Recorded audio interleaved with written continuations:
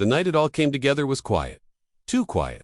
A desk lamp hummed softly, casting a tired yellow glow over a stack of papers no one was ever meant to read.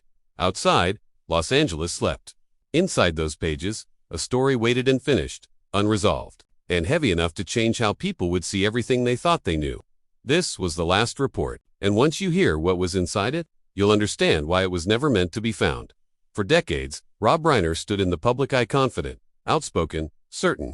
Beside him, his wife lived mostly in the margins of the spotlight. She smiled at premieres, stood quietly at fundraisers, and disappeared again. But behind closed doors, she was documenting something.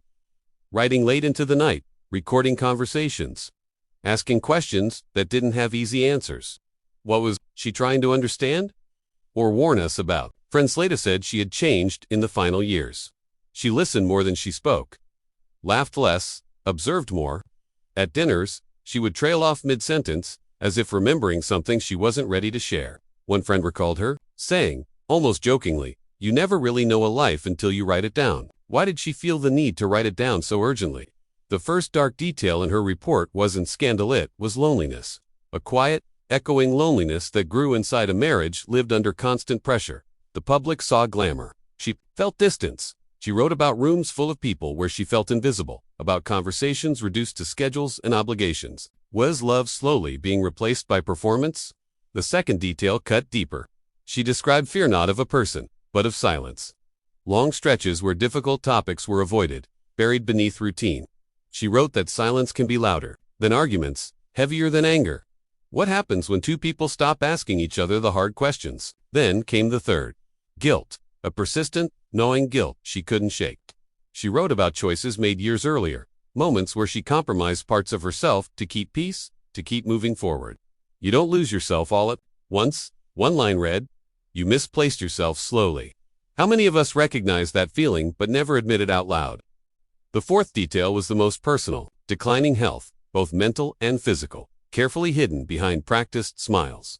She documented exhaustion that sleep couldn't fix, anxiety that arrived without warning.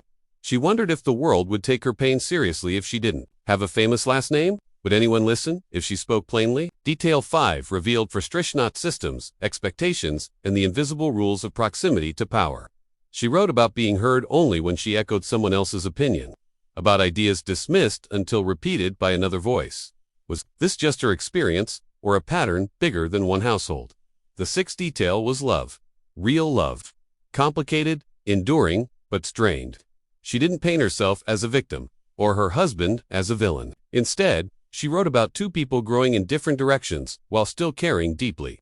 Love, she suggested, doesn't always fail loudly. Sometimes it fades quietly, while everyone else assumes it's still strong. And then there was the seventh detail, the one that made readers pause, breathe, and start again from the top. It wasn't an accusation or a revelation, it was a question. She asked whether truth matters if it arrives too late, whether telling your story changes anything if the world has already decided who you are, and whether being seen is worth the cost of being fully known. The report ended abruptly. No conclusion, no signature, just a final line.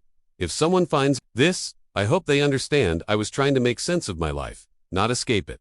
Days later, the writing stopped, and the pages were tucked away, waiting. So why does this matter now? Because her words reflect something painfully universal. The private struggles hidden behind public success. The stories that never make headlines. The emotional labor that goes uncredited. How many last reports are never written at all? We're left with questions she never answered. What would have happened if she shared this sooner? Would it have changed anything or anyone? And how many people are quietly documenting their own lives right now, hoping someone, someday, will read between the lines? Maybe the real heartbreak isn't what was written. It's that so much of it felt familiar.